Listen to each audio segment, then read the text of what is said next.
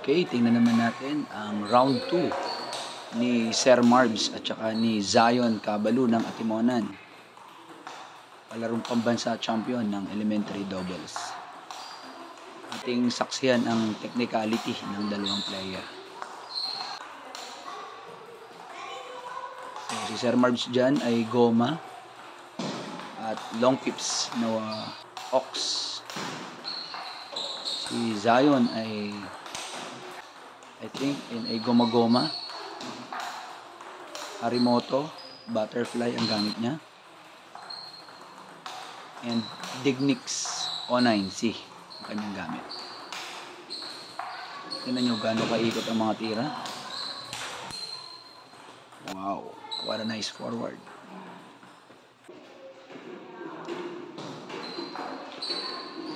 So chopper, itong si Sir Marbs, defender.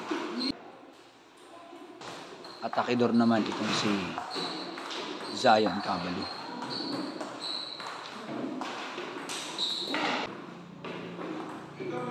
Grabe naman defense yan at attacking.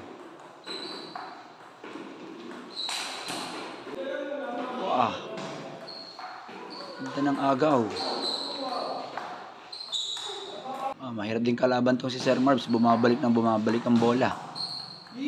Grabe, kapag kakalabanin mo pala itong si Zion, kailangan ay physically fit ka paglalaban sa kanya. Ito namang si Sir Marbs, ganun din. Kailangan ay malakas din ang stamina mo kasi mabibigat ang chopping at bumabalik ang bola. Yun, nauna si Sir Marbs sa unang set. Tingnan natin ano pang meron. Nice placing by Sir Marbs. Nice forward by Zion. Ganda ng setup nitong sa Sir Marbs. Placing. Bah. Maganda, hindi lang umaasa sa long pips. Kumbaga ang dating ay modern defender. Depensa. And then pag may pagkakataon ay umaagaw ng atake. Hanggat kaya pa. Chop. Ganda naman. Chop ng long pips, sabay ini-atake niya. And ichina-chop niya. Sa nakikita ko, ang galing ang gamit ng long pips ni Sir Marbs. Marami siyang kayang gawin. Kaya niyang i-chop sa malayo ang long pips. Kaya niyang i-push. Kaya niya ring ipitik. Itong si Zion naman, galing magpaikot ng bola. Yan, grabe oh. And magaling din siya mag-placing. Lakas din ang forward. Kabata-bata pa, grabe. Laki pa ng ilalakas ng batang ito. So yun, may placing din siya. So congratulations, naagaw ni Zion ang game number 2. All 1 po ang series. Tingnan natin ano pa ang mangyayari sa game number 3. May service din itong si Sir Marbs. Ka-score din siya sa serve. Malaking bagay din sa game ang may mga services kasi walang kahirap-hirap pumupuntos ka. And pag may service ka, nakakadagdag isipin yon ng kalaban at paano may ibabalik ang service niya. Nice one. Haba ng rally nun. Nice chopping yon and nice placing. Nice drop shot.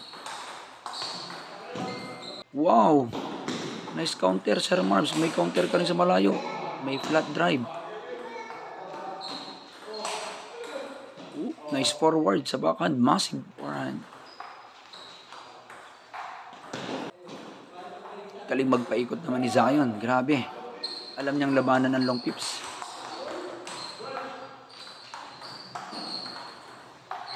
Grabe yung placing yan. Puntik na yon. Ang maganda kay Zion, hindi siya na basta nalalaso ng long pips. Naiintindihan niya paano basta ibabalik ang long pips. Alam niyang paikutan, alam niyang chop. So, talaga nakikita ko sa labang ito'y patibayan ng stamina. Pag mahina stamina mo, mahina physical mo, yari ka talaga. Ikaw ang bibitaw. Sarami ng bola ng dalawang players nito. So yun, mukhang naagaw ni Sir Marbs ang second game, third game. 2-1 ang series. Pag ang dalawang players ay same level ng skills, magkakatalo yung dalawang yan sa experience and sa stamina, physical condition. Kasi almost same level sila ng laro.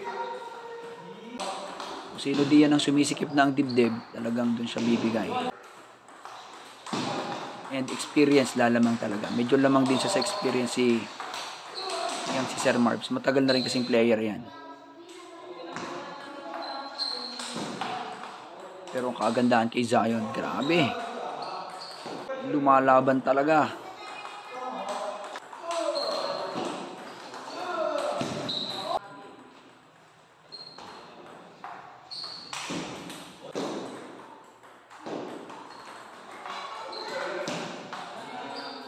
Ganda ng receiving ni Sir Marbs. Ginagayit na sa ilalim.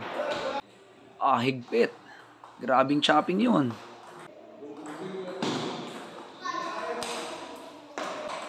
And yun pa maganda sa kanya. May agaw siya ng atake.